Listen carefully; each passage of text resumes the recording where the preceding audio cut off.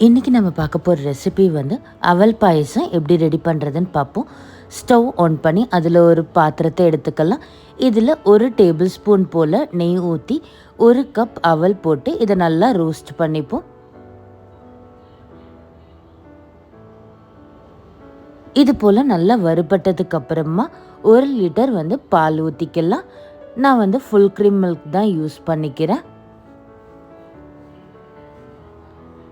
இப்போ இந்த 1 லிட்டர் பால் வந்து 1/2 லிட்டர் பாலாக குறையிற வரைக்கும் இதை நல்லா கொதிக்க விடலாம்.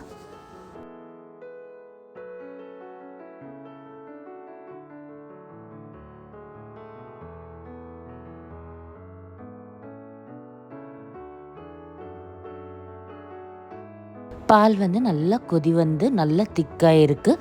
1 லிட்டர் பால் வந்து 1/2 லிட்டர் அளவுக்கு ரெடியூஸும் ஆகிருக்கு. இப்போ இந்த ஸ்டேஜில் வந்து நம்ம 1 கப் வந்து சர்க்கரை போட்டுக்கலாம்.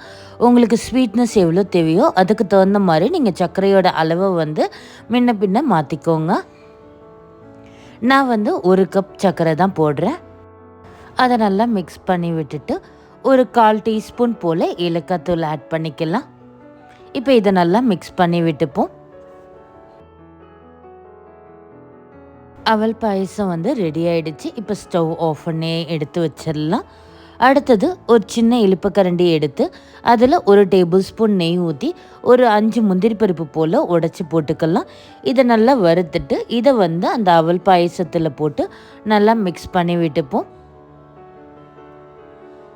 சூப்பரான டேஸ்டியான அவல் பாயசம் ரெடி ஆகிடுச்சு.